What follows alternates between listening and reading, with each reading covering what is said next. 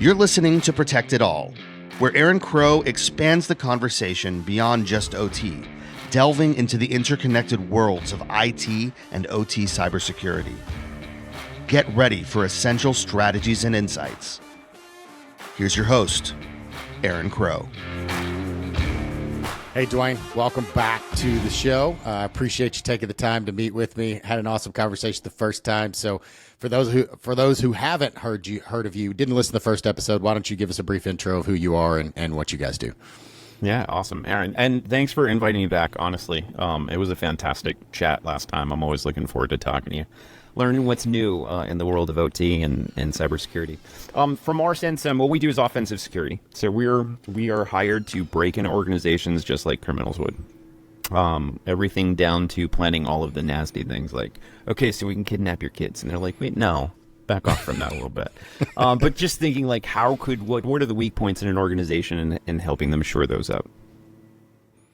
Yeah, and that's the fun stuff. We talked a little bit about it last time, or a lot about it last time. But I remember one of the things you talked about was, attacking the TV that's in the lobby and all the different ways that you don't necessarily think about how you could get into an environment. The smart devices that we're plugging in at our houses, the Amazon things, and the TVs that are on the wall, and all those things are connected to our networks. And most people just have one wireless network, and they connect all of this IoT stuff, and they don't think about it, right? My wife got a one of those digital frames that her dad gave her, and she connected it because they share photos with each other. Oh, yeah. And I'm like, did you connect that to our network? And she's like, yeah. I'm like, yeah, I'm gonna have to fix that. It's funny, those digital frames, we got one of those for my mother-in-law at one point where we can just send photos and that sort of stuff. My wife's like, hey, can you set this up?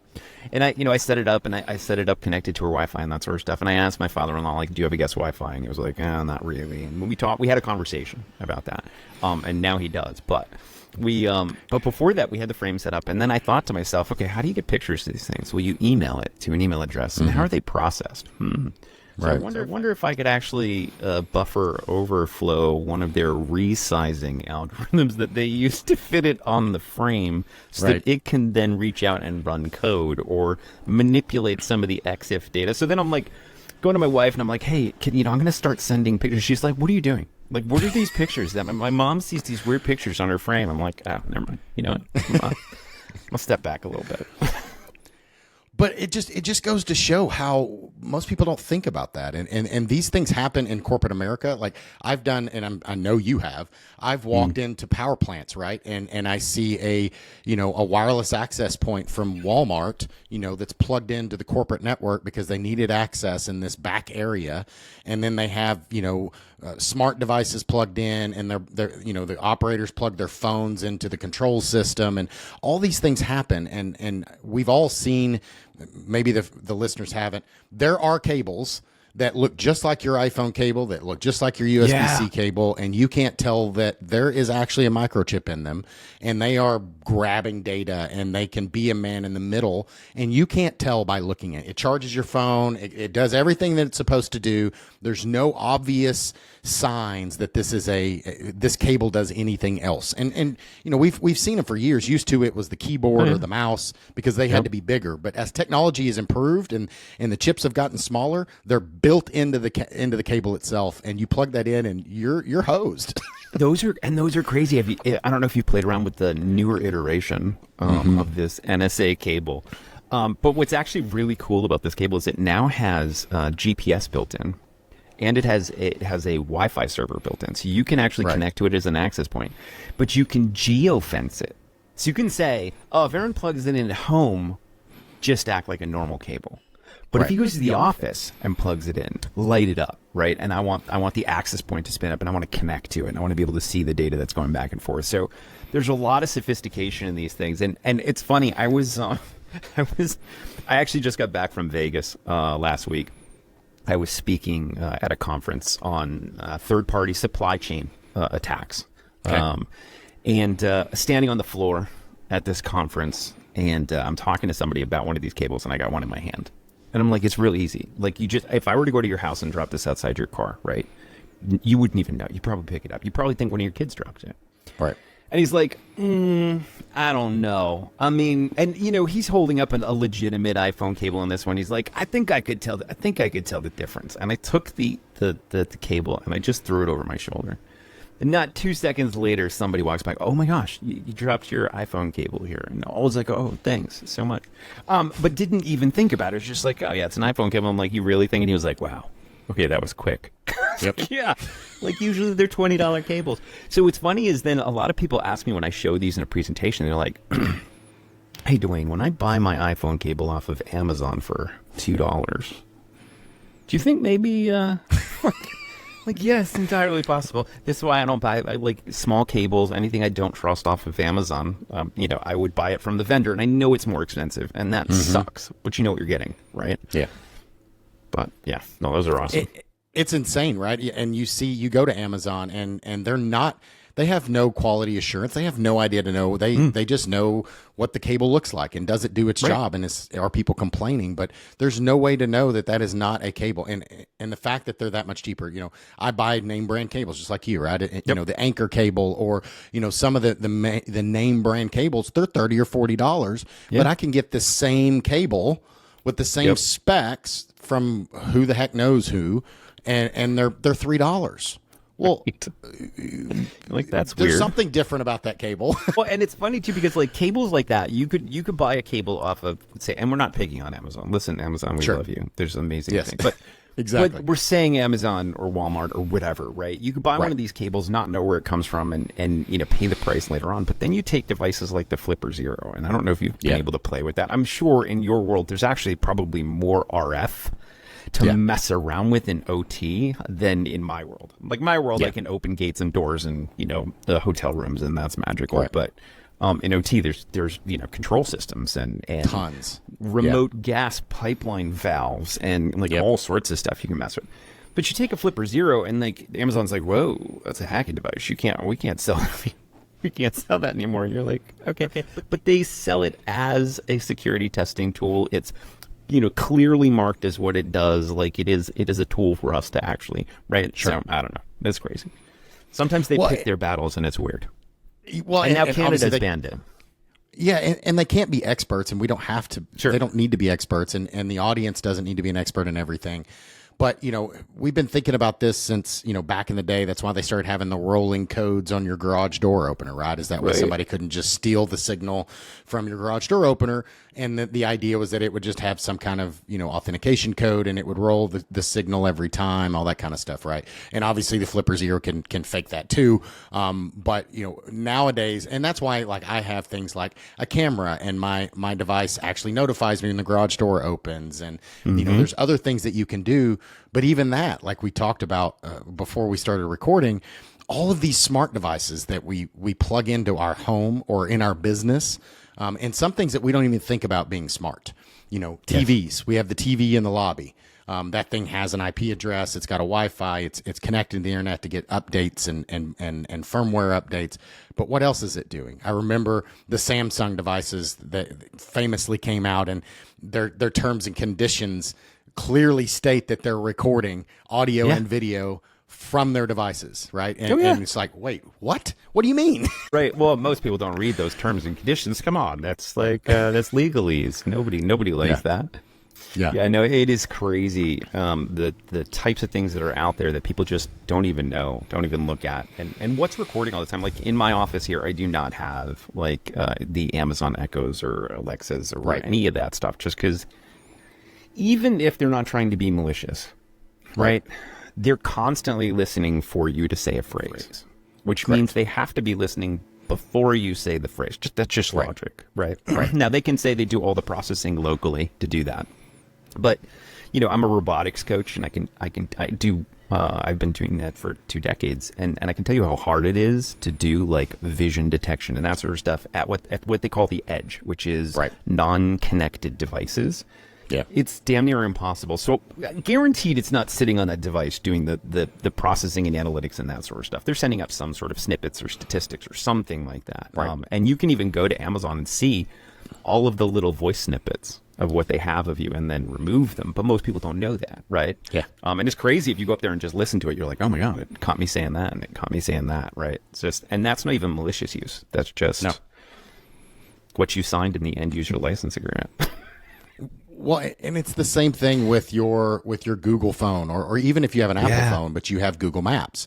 Like if that thing is tracking your location in the background, and that's the other thing is when you install an app on your phone, even on Apple, right, is you can turn on or off the location settings. Yes. And does it use it all the time, or do I only use it when I'm approved to use it, right? There's obviously Pegasus and other products out there that they don't have to have you click on something, right? They can remotely turn it on and listen to your phone and turn the camera on without the light being on. Like all these things exist, and neither one of us are trying to say all this stuff to terrify people. It's just about being aware, right? And know what you put on what device, right? So obviously I assume that my phone is hacked. I assume that they're watching and listening to all my things, which is why I use, a password manager. And there's no perfect, because password managers have been hacked and all these types of stuff. But it's still better than not having it, right? It's still better that I have a unique password for every single account. I never use the same password twice. I have, multi-factor. I've got YubiKeys. I've got all of these things. And I have trained my family to do the same thing. So my kids have the last, or not LastPass. We use Keeper. They have Keeper on their devices because I was constantly having to reset their passwords for them. And I'm like, no, you guys need to do this. I need to establish some cyber hygiene for my 10-year-old, my 12-year-old, my 15-year-old. So when they go out into the world, they're able to do this. They're not writing their password down or using the same password on every single device. These are basic things that we can do to protect ourselves. And this translates from home, but it also translates into the world, into business, into how we set up our systems and how we architect it, from OT, from the infrastructure of an IT environment, and how these attacks are happening. Yeah, and I love the fact that you do that, and I do the same thing with my kids. We use 1Password, and I bought a family pass, and I got the kids to use the passwords. And even yesterday, my 15-year-old was like, "Hey, Dad, what's my iTunes login?" And I was like, "Listen, I will share it with you in the shared vault, and then you can use it, and you can update your password and that sort of stuff." And they get to. Now they just religiously use 1Password as their place to keep passwords and that sort of stuff. And, as parents, it's tough, right? Because we teach them all of the, hey, don't take candy from strangers and right, the normals, like if a white van pulls up and needs help finding his puppy, probably don't jump in the white van. Like we teach them all these things to be safe in the world. And then what I see a ton, especially in like the high school range kids, is when I do talks about cyber hygiene and that sort of stuff. Actually, I was down in Florida doing a talk to college students who were just about to graduate, and we did a cyber sort of, hey, here. It was actually very focused on social media. Like, hey, you guys are going to try and get hired soon, right? I know they say they're not going to look at your social media. They're going to look at your social media. So you need to, here's how you can clean it up. Here are the laws you can enact, like GDPR, that sort of stuff, to get them to remove media if they're not going to do it, that sort of stuff. But it was horrifying how many of them, in some cases just don't have that basic cyber hygiene, is a good way to put it, of understanding how do I stay safe in a cyber world. Because a lot of them have it in a physical world, right? A lot of them won't walk down dark alleys, but then they'll, surf the seediest sites on the internet, which is equivalently the same thing. Yeah. Well, and it's continuing that path. It's letting kids understand, again, without scaring them, when they send that picture to their friend or they post it, like, it's not going away, right? Nope. Once it's out in the ether, it's almost impossible to scrub it from existence, right? So I send something to you, and then you could send it to 5 other people, and I can't get that thing back. So what I say, what I post on social media, what I put on a blog, what I'm sending to what I think is a private party, I have to be careful. Just like I'm in the middle of the town square. If I don't want somebody else to hear it, I need to be cautious and intentional about those things. So, I use apps like Signal, not because I'm trying to hide anything, but because I am trying to have some realm of security in when I send this. I know I'm sending it to you. I'm not Yes. trying to send it to you and Bob, right? Now, Yes. obviously, I have no doubt. I think it's proven that Signal has been infiltrated by 3-letter agencies. But, again, I know that's happening. I'm not worried about them. They can read all my messages all they want. Exactly. I don't care. Yeah. Yeah, you can't hide from a nation state. I mean, if the power of a nation wants to focus on you, you kind of SOL. But in general, they note if that's Correct. which is fantastic. Yeah. But even if it's for a week, whatever, like just to be out there that long, who's going to go back and say, hey, what did we talk about 3 years ago, right? Right. So just even maintaining your digital footprint in an automated way that way is. Yeah, it's something we have to focus on.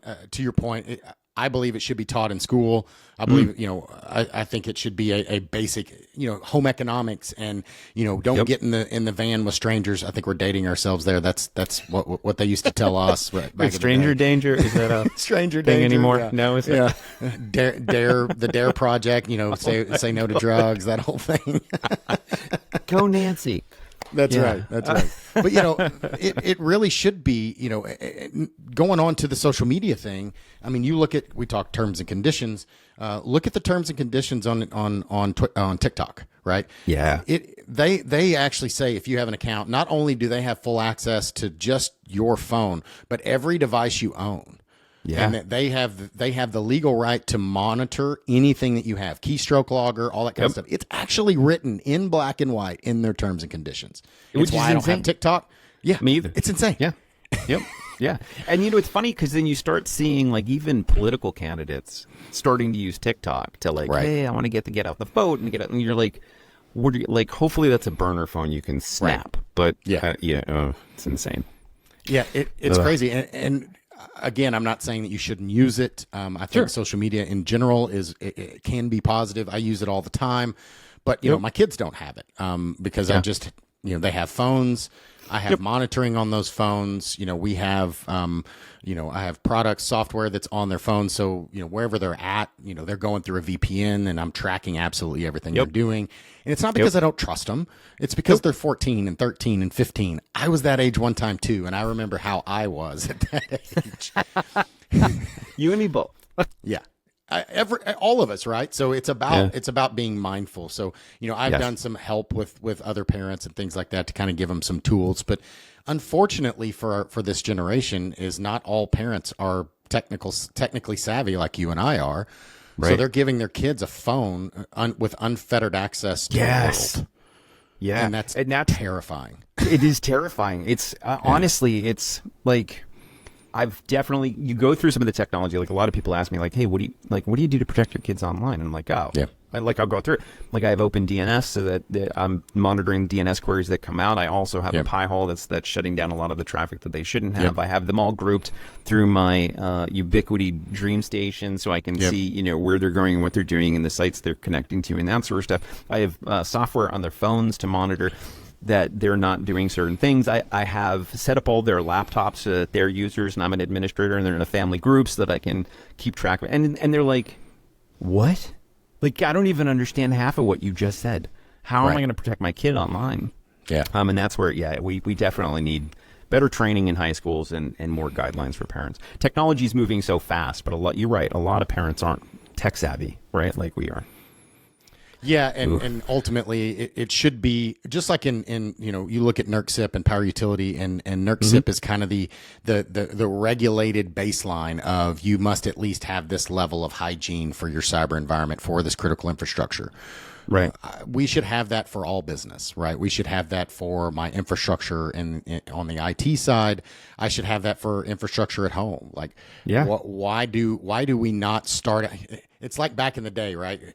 It's almost like we started out as an unsecure version, like Microsoft, and you have to secure it. Like you have to enable security instead of locking it down and having to enable things that you don't want locked down. Like you have to open the gates, not lock them.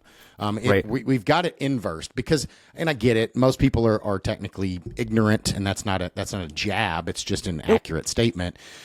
So they don't know how to do it. So if you gave them a phone that everything was locked down, nothing would work, and they'd probably get frustrated and be all upset. But it would also stop a lot of this spamming and malware and people getting their bank accounts broken into and all this different stuff because they wouldn't be able to do the things that they can by default. Right, absolutely, and it's it's interesting you say that, because I know back in the ARPANET days, which I guess really dates us, there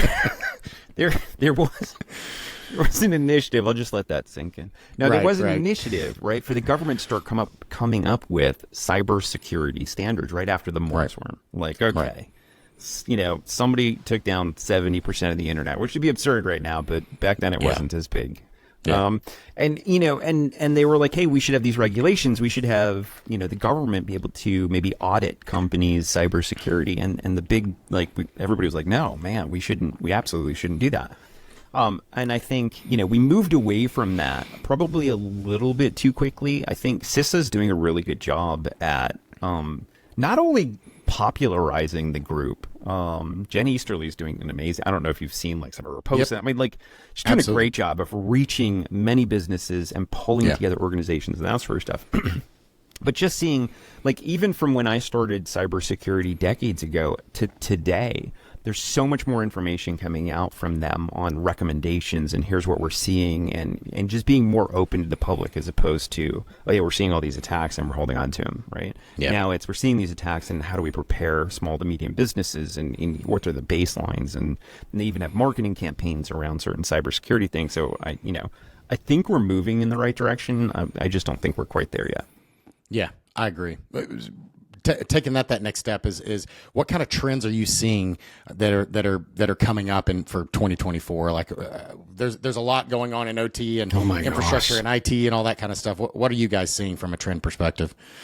So the biggest thing we're seeing right now is generative AI really tearing through our space. And listen, so ChatGPT and LLMs and that sort of stuff, they're a huge force multiplier when we start talking about productivity and, what you're doing in the business space. I mean, we use it all the time. Hell, I use it to rewrite viruses, which is awesome. I'll take a virus that gets detected by Defender and I'll go to ChatGPT and be like, hey, can you rewrite this in Rust? And it's like, yeah, sure. It gives it to me and then I can use it again, which is awesome. I like that.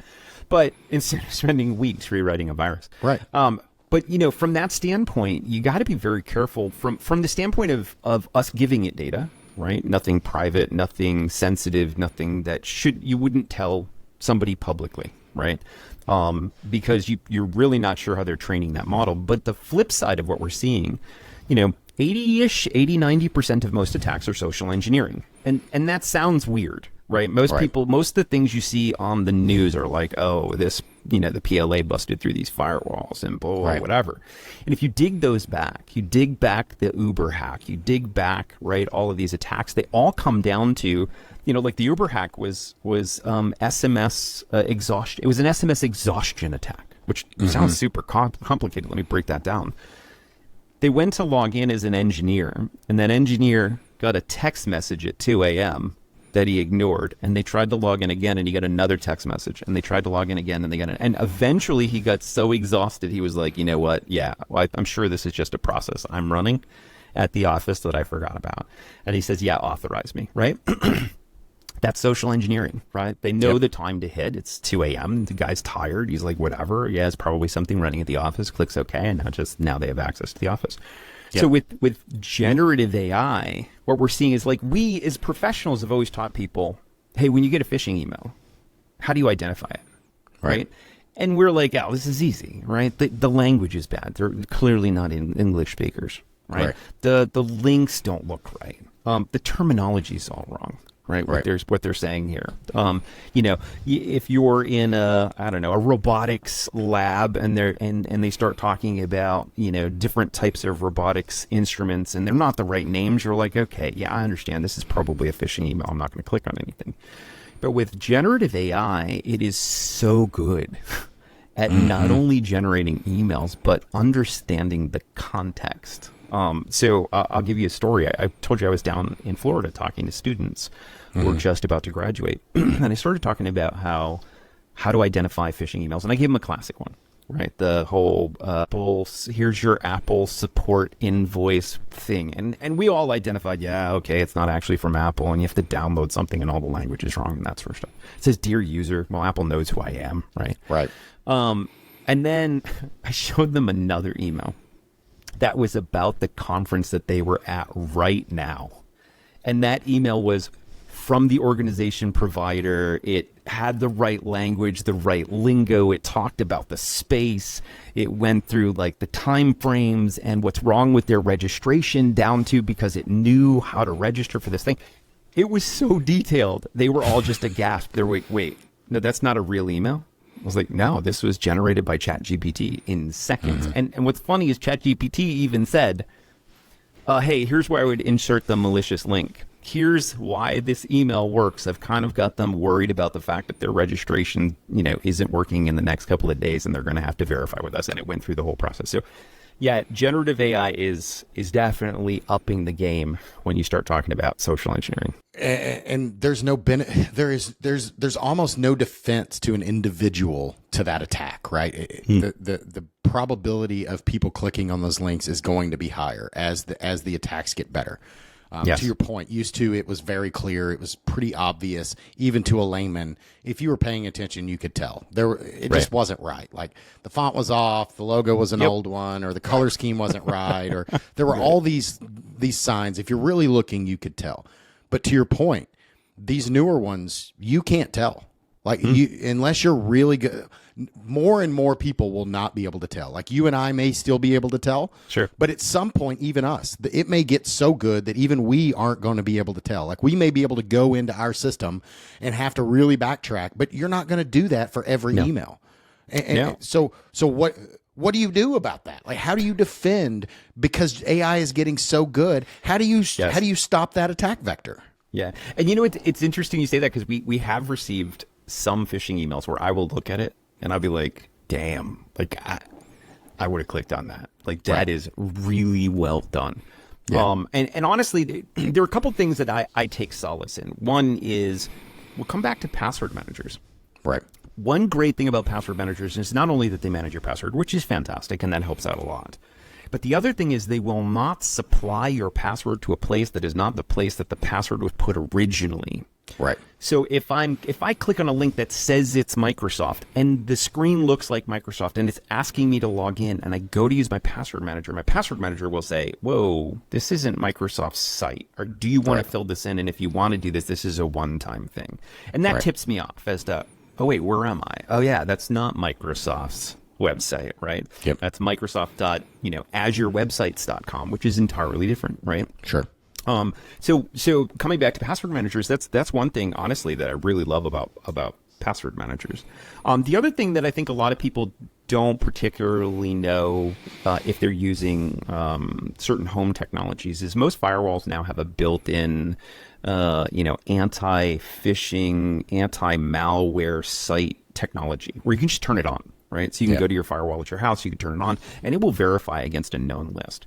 So if you're the first person to get this email from this malicious site, then you're probably SOL. But if you're the 1,000th person, well, then it's already out there. It's already on a list. You're going to click on it, and your firewall's going to block it and say, hey, you really shouldn't be going to these places. And there are a lot of really great firewalls. Like I use a Firewall for part of the house. I have the house broken up in multiple places, but Firewall is a fantastic device for blocking those types of things. And then I have a VPN that I can use with it, device that I can just literally plug in at a hotel room.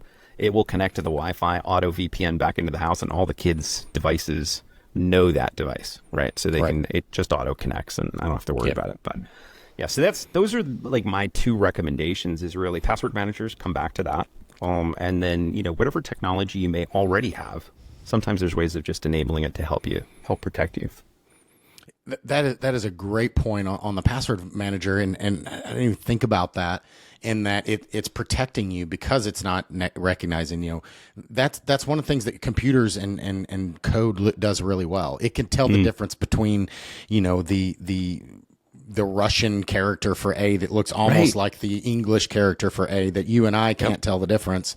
but it's going to see it as a completely different character. So it's going to know that that is not the right website. So I'm not going to automatically pop up. And so when it doesn't say, hey, I know the password for this, then I'm going to be like, wait, why does it not know the password for this? I always know the password for this, right? Yeah. And then the authentication piece as well, that multi-factor, it goes back to why we need to have all of these things done. And honestly, once you get these things set up, obviously setting them up can be a little tedious and you have to know what you're doing.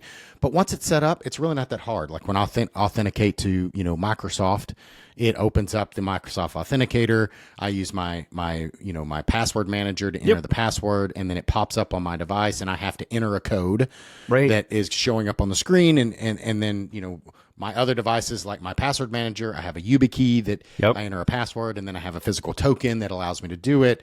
Same thing with my kids. Even my kids have YubiKeys. Like, it's not hard. It's not that difficult if I teach them. My wife is extremely non-technical. And she's using password manager. And honestly, it's easier because the days of me saying, hey, what's your iTunes password? And she's like, oh, I just use my fingerprint. And once the fingerprint times out, I don't know what it is. It's like you're living in my house. My wife, I literally had this conversation like a week and a half ago. Yep. She's like, I was like, trying to get an app on her phone and I needed the password. And she's like, I don't know. I use my face. I'm like, but what's the password? She's like, I don't know. It was set up when I set up my iTunes a long time ago. Right. I'm like, oh, dear God. Yeah. Yep. 100%. But it's that way in business too, right? So we're dealing. These same people are working in your company, right? Mm-hmm. And it's not you and I that are going to be the attack vector, right? Because we're going to find the phishing email. We're not going to get socially engineered, more than likely. It's less likely, at least. But there's a lot of people that are less technically savvy. So you have to protect against the weakest link in your chain. Like as a business, I was just at a conference in Miami, and Dale Peterson talked about, the attackers. As a defender, I have to be perfect 100% of the time. Like I can't stump my toe. An attacker just has to be right once by accident. Right? Yes. They don't even have to be that good. They just have to somehow get past something on one occasion and, oh, wait, I'm here. Like I got past the door. Like, it's the concert where you snuck, security wasn't paying attention and you snuck into the better seats because nobody was watching. Like there's no way that 5 security guards can notice 1 million people. Like it's just impossible. So we as defenders have to be perfect, and we know we can't be perfect. So we have to put mitigating factors in, knowing that we're not going to be perfect. Yeah, absolutely. And you're right. It's the weakest link. And we've talked about this. I know we talked about this last time as well, but like there was and I won't name names, but there was a school district that we were working with. Yep. And the problem is a lot of regulations around accounts in school districts.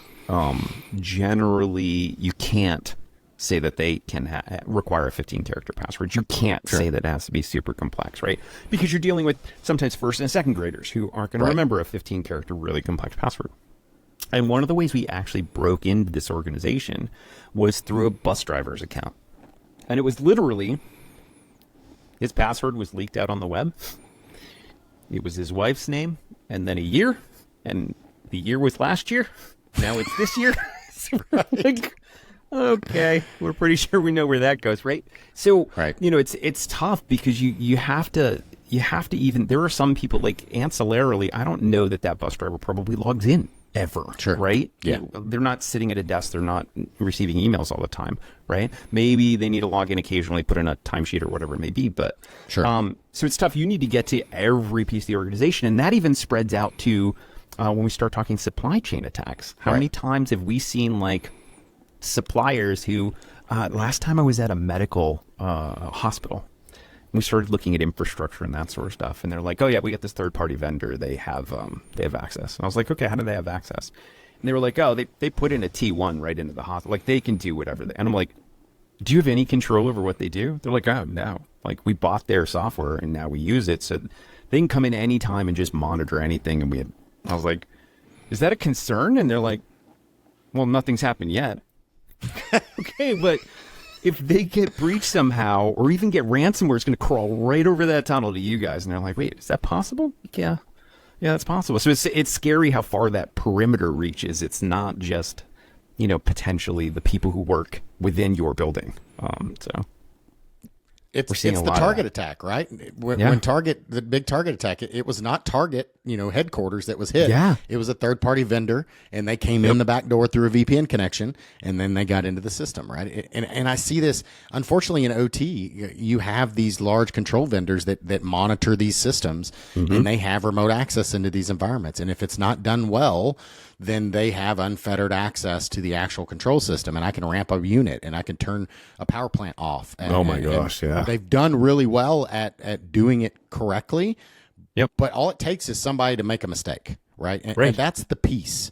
It's not that they intentionally set these things up to be malicious or risky. They do it. They follow the script and they do it in a secure manner. But all it takes is one person making a 1 a 0 or connecting this wire to the wrong network, and now just bypassed a firewall, and all of those protections I'm around, right? Or I dual home a Windows machine, which we see a lot in OT. I've got a dual or triple home Windows machine acting as a gateway to these networks. But as we know, Windows does not do a very good job of differentiating between networks that it talks to. Right. It's funny you say that because we got called in on a pen test at one point, and the organization did really well overall. But we were like, hey, this one PC, we found a PC that was multi-homed, and it was literally connected directly to the internet and internally. And we're like, I don't know. And the guy who actually saw our presentation and called us in for the pen test, it was his box. Because he was one of the developers, and he was like, oh, I was testing. And I was like, now I feel really bad, but dude, You can't do that. You can't do that. Did you not listen to our talk? Like, seriously. Well, and it sounds so obvious, but again, that I guarantee you that was a very intelligent person. Yeah. He was probably more capable than a lot of the other, non-technical people.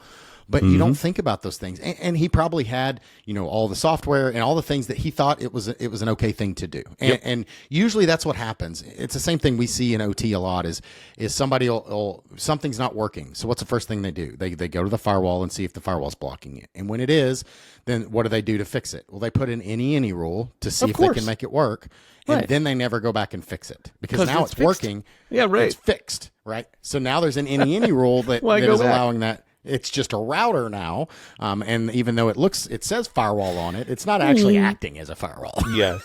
Well, we've seen actually probably almost every pen test now that we're talking about firewalls. And this is an awesome vector. And I'll tell you, it works. We do banks, embassies, military, like whatever. So a lot of the pen tests were wrong. Exfiltration of data is important, right? Sure. How is their data loss prevention working? Do they detect the fact that you've stolen information or whatever? Right? Because if there's going to be a massive exfil of data, you want to be able to detect it. Right. And one of the tricks, speaking of firewalls, that we've seen work time and time again, everybody checks the traffic coming from the internet to the internal network. But you flip that. Once you're inside, most people just assume the traffic is good. Right. So what we've done is in Amazon, we set up a Windows server, and we open up sharing, and we open up port 445 to the organization we're breaking into, and we literally just map a drive through the firewall and drag and drop data. Not a single firewall. Every firewall is like, yeah, that's cool. Like, everybody opens a map drive through the firewall. And we always go to people who go, is there a reason that you have Windows drive mapping open through, like SMB through the firewall going out? And they're like, no.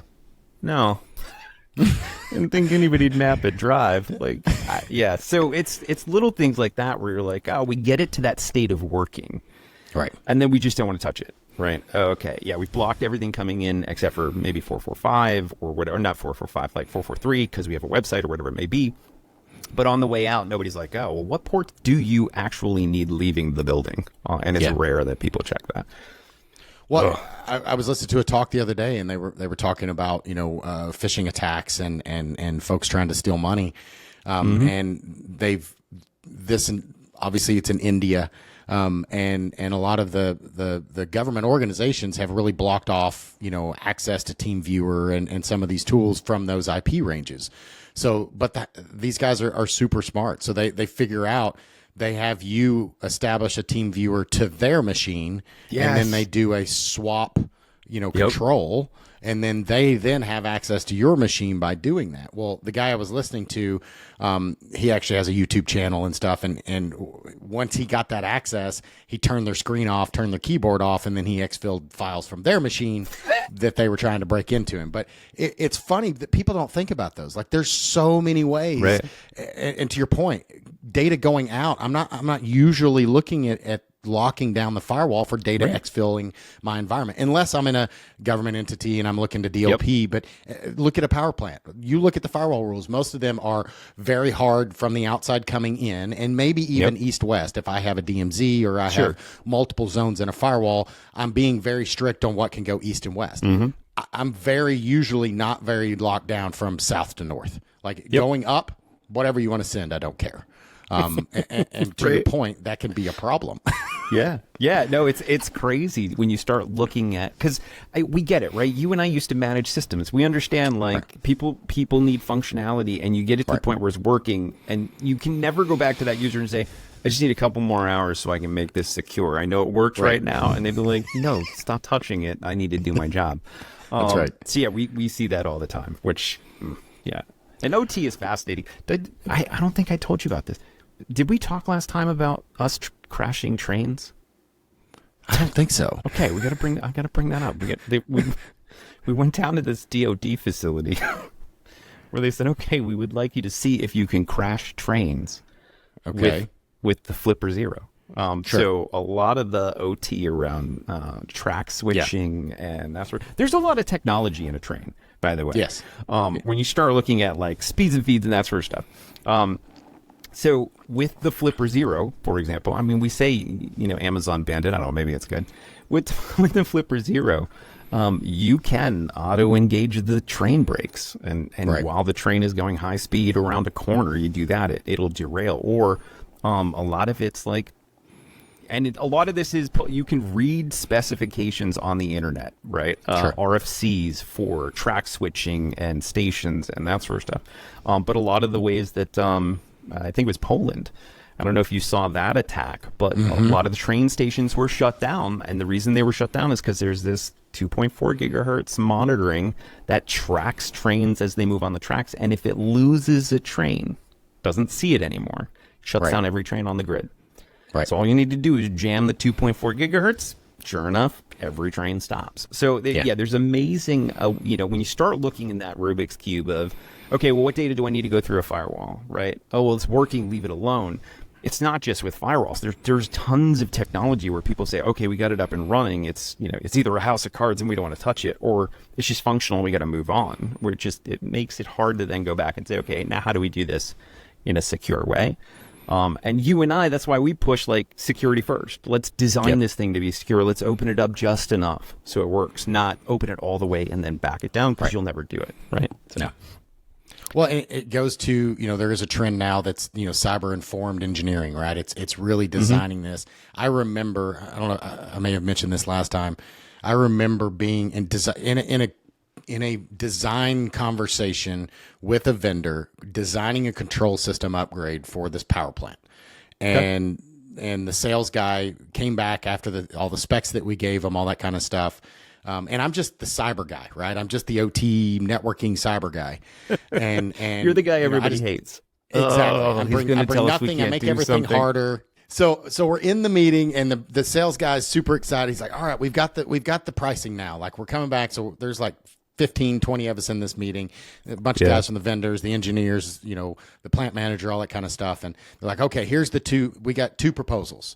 There's a secure version that has like Active Directory and a EPO server. And again, this was 2010. So this was a long time ago.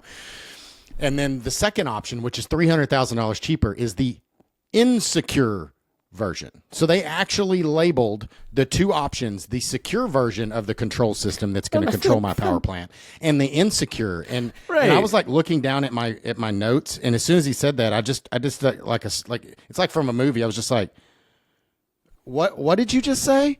I'm sorry. Did you just say the insecure version? I'm sorry. We're not going to choose that one. But I had to explain. Cyber guy. I had to explain and fight for it because it was $300,000 more expensive. And I had to explain to the power plant manager because it was coming out of his budget. And I had to explain to him, it's not an option. Like, you cannot choose that option. Like, you can't do it. But again, this was 2010, and nobody was thinking cyber in OT like that. I just want to make it work as cheap as possible. Right. And that's when you have the bargaining. I see this a lot, the bargaining. Well, what if we went with the insecure version? Could you secure it? Right. Yeah, for $300,000 easily. Right. Right. But it's like, they're like, well, what if you added a firewall? What if you and it's like, no. If it's not designed with security in mind, I can't strap it on afterwards and just assume it's going to be as good as security at every layer of the architecture. And we even see that in software development. It happens a lot with corporate applications. Yeah. Because what's the first part of a corporate application? When you start talking about all of the different design processes and that sort of stuff, the first thing is, within a 2-week sprint, we need to come up with something that's demoable. Right. MVP. Something that we can see. Right. Yeah. And you go, oh, this looks really cool. And after a month or 2 months, you go, this looks fantastic. Let's just ship it. Yeah. You're like, well, no. This was all smoke and mirrors where this was, we'll just add some of the back end stuff and just ship it. And you're like, no. So you start following down these paradigms. If you don't start in the beginning, if you're just trying to get, an MVP out, right, real quick, show people the concept. What I tell people is usually if that concept didn't have security in mind, you need to scrap it. And start back over. You can have the same end goal, but it needs to be designed with security in mind. Nobody likes to hear that. I'm the fun guy at the party, right? At that point. It sounds like we both are very popular in these meetings. But ultimately, you look at OT and we're dealing with, 20-plus-year-old technology, and we're constantly trying to bring me in or bring somebody like me in to strap on security in these environments. And it's almost impossible, right? On the flip side, they can't just rip everything out and put in new systems because it's too expensive. It's too hard. There's too many of them. I mean, I literally did an assessment of a power plant a few weeks back, and, they have Windows XP running in this environment. And the newest operating system is Windows 7, right? And not a fully patched Windows 7 either, right? And in an IT world, that would be catastrophic. In an OT world, it can be catastrophic, but you can mitigate it. Now, that doesn't make it a secure system. You're just, you're putting Band-Aids on bullet holes, right? You're doing the best you can to try to benefit. And you've got to be really intentional about the firewall and making sure you're checking both directions of the firewall, and you're not having people plug in their transient cyber assets, bringing things from the outside and plugging it into my network. And there's all sorts of other rigor that you've got to go through because I don't have the ability to upgrade or replace these things. They have to stay. So I have to be really vigilant in everything else in how somebody walks into a plant, right? And before they can even sit down at a keyboard, I have to make sure they know how to do it and where not to go and where not to plug things in. Yeah, and it's interesting you go down that paradigm because in a lot of cases, like from the corporate world, right, and when I'm dealing with even banks and that sort of stuff, they have a lot of uptime and that sort of thing. But if I say, listen, this is a risk and it could cost you millions of dollars, you need to rip it out and replace it. There's a justification there, and they can do it. When you start talking in an OT world. Even if you were to get them to agree, this is really old. Yes, this is risky. Yes, it could take down a power grid. We need to rip and replace. You need to do it quickly.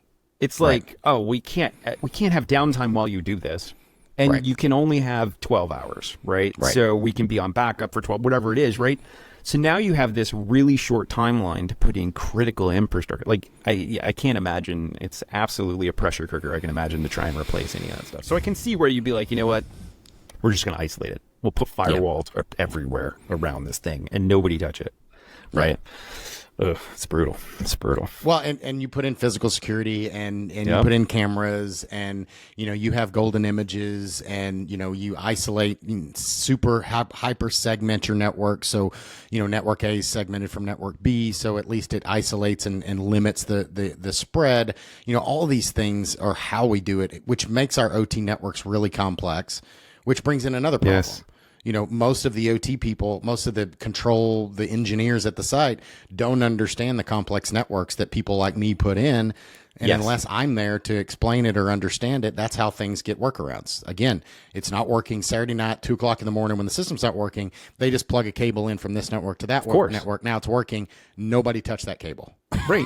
Yeah. And a lot of times you'll see it labeled "Do Not Touch," and like you walk around, what's that? Oh, that we don't know who put it in, but it's just don't touch. We actually have a lot of cables when we do pen tests that they don't touch. Just plug it.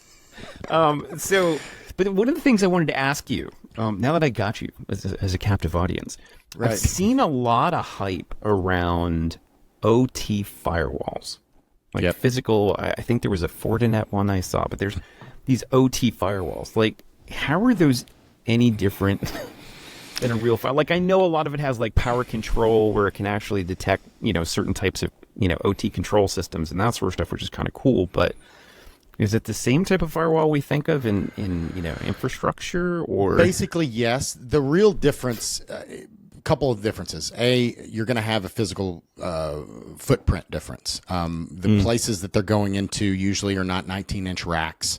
They don't always have AC power, so they're probably DC powered. They're probably able to fit on a DIN rail, so they're going to be a smaller device that can fit on a DIN rail. They probably don't have fans in them because they can sit in a room that is not air conditioned.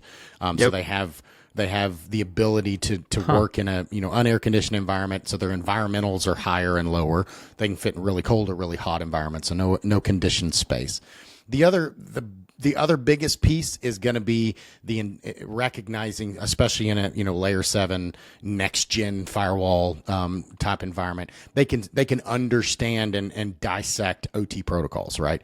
A lot of OT protocols are not used in the IT space. You've got DMP3 and Modbus and all these OT protocols. So when they're doing that, I implemented layer 7 firewalls and again back in 27 Palo Alto type firewalls in an OT environment, but most of the protocols that were going across my network the Palo didn't understand, right? Of course, because it had no dissector for it, right? It had never speak it had never seen it before. So as these firewalls get more intelligent, they're able to start seeing Modbus. Unfortunately, in OT, these Modbus protocol, a lot of these OT protocols are non-encrypted.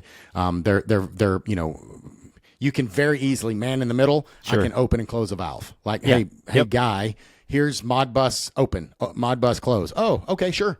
Like, there's no authentication. There's no hash key. There's no nothing. It's just like, well, I got the command. I'm going to do it. Obviously you belong here. It's like somebody walked into your kitchen and, told your wife to cook, make a sandwich. And just like, well, you're here. I guess I should do it. Right. Of course they should make that would never happen in my house. I don't know about yours, but no, that's not. She'd be like, I don't know who you are, but you're in the wrong house, dude. Well, so that's an interesting problem because you always think like OT, right? Has to be fast, has to be responsive, has to be up and reliable, and all the nines you can possibly imagine, right? Yep. And then you say, oh well, I want to do encryption of the protocol. Right. And for you and me, we know what that means. There's a little bit of time on the back end where we're doing the encryption. There's a little bit of time on the front end, and then there's the negotiation back and forth, and then there's the key management system, right? And if you slow down the opening or closing of a valve, or the open and maybe that valve controls dirty water in a nuclear power plant or something like that. Like, correct. Seconds could matter, where milliseconds we couldn't negotiate the keys, so the pipeline exploded. Well, I actually have an example of that. It working in a power plant, there was a multi-unit control system. So unit 1, unit 2, and a common. They had a shared Active Directory domain, Forest.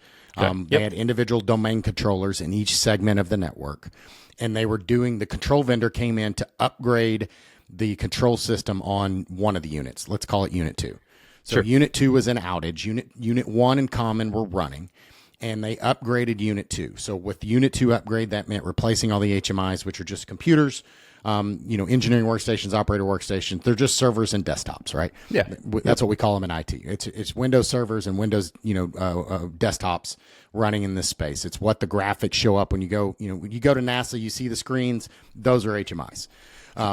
So they were upgrading those, but they were also upgrading all the other backend systems. So the file servers and the historian and the Active Directory. So the problem is this was the first one. So they were upgrading the domain controller. I don't remember. Let's say it was server 08 to server 10. I don't remember the versions, whatever. But they were going to a new version of Windows, and it was also a new version of the new version of Active Directory, right? Yeah, that was a brutal upgrade, by the way. It was. And being a former Active Directory domain admin, what's the number one rule of Active Directory? You never restore from backup. Like, oh my that God, is the no, last, you can't. last case, worst case scenario. Everything else has failed. Like all your roles are wrong at that point. Like everything. Oh yeah. Yes. Yeah. So we're doing this, or they're doing this, and the script that this person is running doesn't work. For whatever reason, the domain controller doesn't authenticate, doesn't work. So the next step is, in their troubleshooting was, if it doesn't work, build a domain controller from scratch. So they reboot it. They build a new domain controller with the same name, same IP address. But when it comes to the part of making it a domain controller, instead of joining an existing domain, they created a new forest with the same name. So what happened? Obviously, all of the new devices in this new unit that they were building, and they authenticated this new domain controller, could authenticate, log in, no problem. Sure. Right. All of the old machines were still trying to authenticate to this domain controller because, of course, it was the FSMA holder. So it had the PDC emulator and all the roles on it. Because that's where it was. They didn't think to move those things because, again, they're not domain admins. So what happened was, this new domain controller comes up. It's got the same name and same IP address. All these other machines are trying to authenticate with a token, and the new domain controller is saying, "I have no idea who you are." Denied. Yeah. So for a period of time, it continued to work because they still had a token. Yep. And I'll just keep using this token, right? It hasn't timed out yet. I'll just keep using this token. I'll keep using this token until it failed. Yes. And then when it failed, all of the screens in the control room on a running unit went to 0. Oh. Because none of the indication, none of the controls, none of the stuff. So the plant was still running. Sure. The controllers were doing what they were supposed to do, but the operators were not able to see anything on their screens. So they did what they were trained to do, and they punched the unit out because they can't control it. Oh, yeah, that makes sense. So they turned it off. Yeah. Well, of course, the vendor said, "Well, it wasn't us. I don't know what happened." So they brought in my team, and we scrubbed logs on all the different systems because the vendor was denying that it was them. Oh, of course. And I don't think they were maliciously denying it. Nope. They really didn't think it was them. They had no idea anything that they did could have caused that problem. And as I started looking at the logs, I'm like, "Oh, new domain controller comes up. Oh, we started getting 1 million authentication denials a second." Of course. Because all these devices are just like, authenticate me. Nobody's responding. Why are you not working? What is going on? And then all of a sudden, it all just like a tower of cards just fell down. and to track that down is because you're like, well, the domain controller's up. It has the right name. We clearly have clients authenticated it from when they were at it. And it's like you start going through that and you're like, this all looks good from the outset. And it worked. And that's the killer part, is it worked for probably about 8 hours, right? Where it's like, oh, the old tokens are fine. Everything was up and running. So it must have been something you did because we were out of the building at that time. Right. Right. Exactly. So I don't know what the problem is. You must have done something. Right. So I could see the vendor going, it couldn't have been us. We weren't even there. Right. At the time. But that's brutal. Until I was able to show them in black and white what happened, because the plant didn't want to bring the unit back online until they knew what the problem was. Oh, sure. For obvious reasons. So when I showed them, the vendor was like, no. And I was like, yes. And here's the black and white of what happened, and step by step, hour by hour, and who was the one doing the work and all that. And they're like, oh, yeah, okay, I see that now. And I was like, this is why we segment our units. This is why we do not have one domain forest. This is why Active Directory can be very dangerous if you don't know what you're doing with it, because it's very powerful in enabling security and access. But you can also make a mistake deploy a GPO or a lot of different things and wreak havoc. Absolutely. Not to mention all of the attack vectors that you have from an Active Directory environment with their key services and how it's designed to work and easily hackable. But that's a whole nother conversation. That's a whole other, on Kerberoasting. We'll go through Kerberoasting and all the ticket stealing and It's as designed. It's a feature. Yeah. So next 5 to 10 years, what are the things? I know I always ask this question, but I love asking, especially over time. What is one thing that you see, that you're excited about coming up over the horizon, and maybe something that's concerning coming up over the horizon? Yeah, absolutely. So from my standpoint, there are a couple different things. First off, one of the things that's a bit terrifying is AI. Listen, we're not a general AI. We're not, Skynet and, destruction of the planet and that sort of stuff. We're at least, 6 months out from that. But from like a generative AI and then moving on into, hey, I can have AI do a subset of machine learning to help me attack systems. And we're starting to see that, where we're taking analytics from a network, pouring it into AI, and then coming out with attack vectors that are new, right? That nobody had thought of, right? Yeah. Right now, a lot of red teaming and pen testing is done by hand. It's humans going through and thinking of systems in a different way, and you start to now apply a little bit of AI to that. I think that's what we're going to see is not AIs fighting AIs, but really cybersecurity professionals and hackers starting to adopt AI even faster. And like we had already talked about, we've already seen that in spam and phishing, etc. And it's going to keep going, right? We're going to go down that path. Yeah. From a positive, though, I also see that as a force for good, right? There are a lot of things there's a lot of data that we as humans can't analyze that quickly and look for patterns in billions and billions of pieces of information that AI will be able to, right? And be able to point us in the right direction. And there's still going to need to be a human touch there. But, I think, those two things are kind of hand in hand. I'm just hoping they come up together and the dark side doesn't come up faster than the light side. But we'll see how that works out. The other thing that's interesting is quantum. It's the dark horse in the race. I don't know how much quantum has touched OT.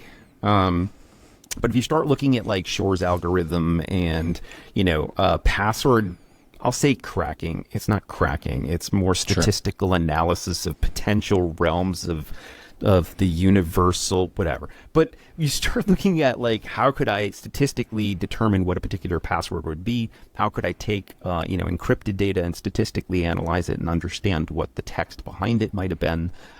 We're starting to see that kind of in its nascence, where we are seeing small bits of data that you can recover statistically using quantum computers that exist today. And that technology is moving relatively quickly.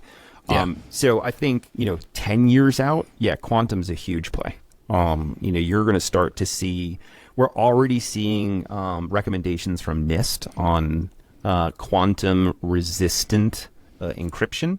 I don't know if you've read on the crystals yet. I love the fact that the two crystals protocols, crystals Kyber and crystals dilithium, are the leaders, because the nerd in me says yes, it should have been crystals Kyber and crystals dilithium. Yep.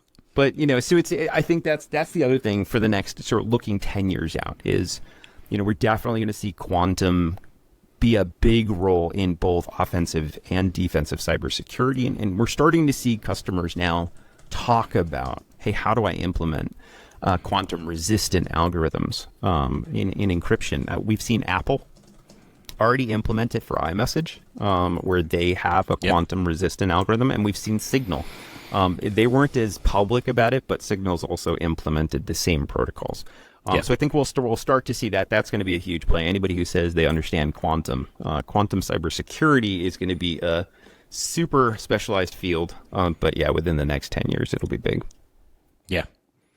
Awesome, man. Yeah. I mean, doing things like with AI, I'm working with a company called ThreatGen, and they have an auto tabletop. So they're using ChatGPT so that you're not doing a static tabletop. You're able to do a more dynamic one. So you can give it content, you can give it in architecture. Here's what my environment looks like. These are the types of devices that I have.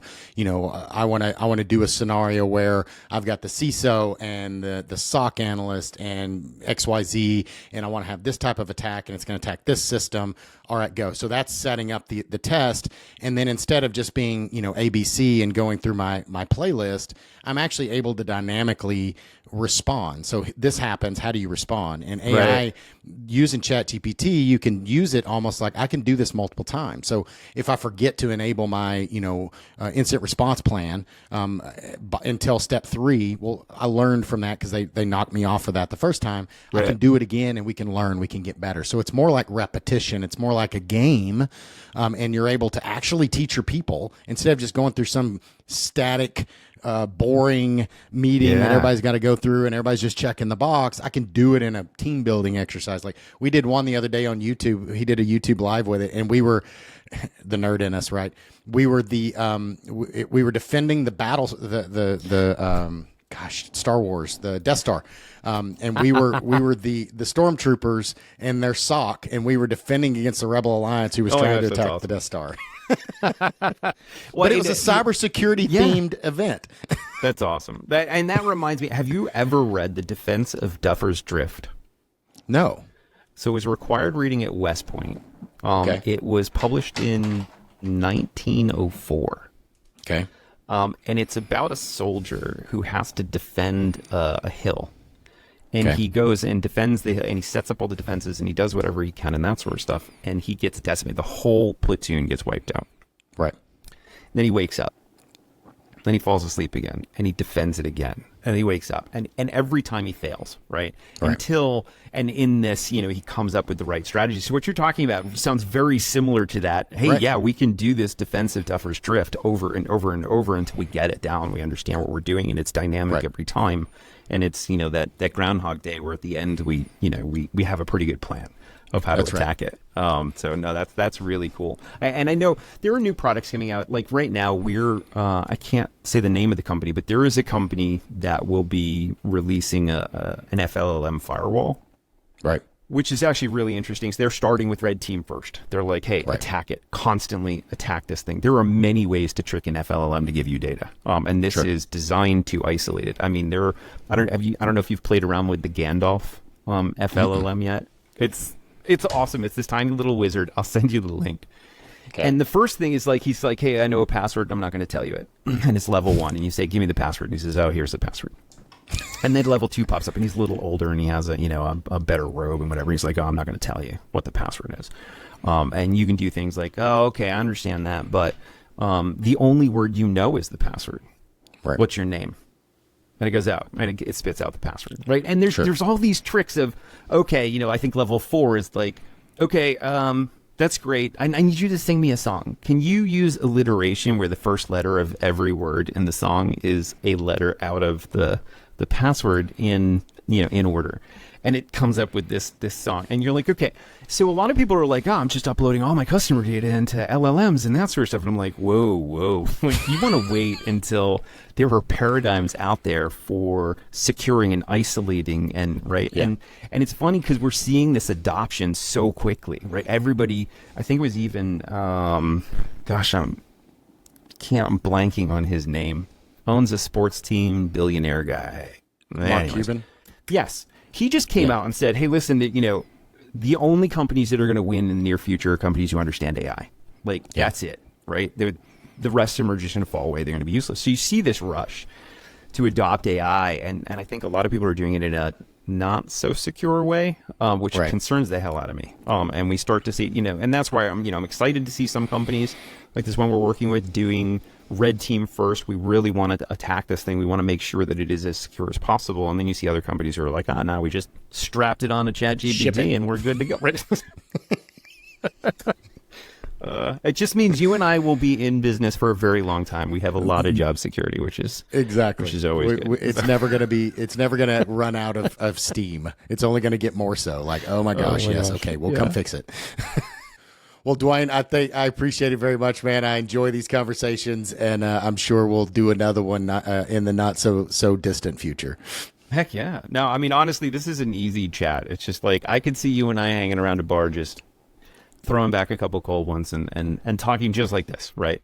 Exactly. So absolutely, anytime you want to sit down and chat, I'm absolutely there.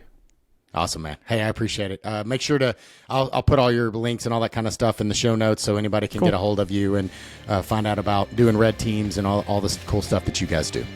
Sweet. All right, I appreciate it. Thanks, man. Awesome, man. Have a good one. All right, you too. Thanks for joining us on Protect It All, where we explore the crossroads of IT and OT cybersecurity. Remember to subscribe wherever you get your podcasts to stay ahead in this ever-evolving field. Until next time.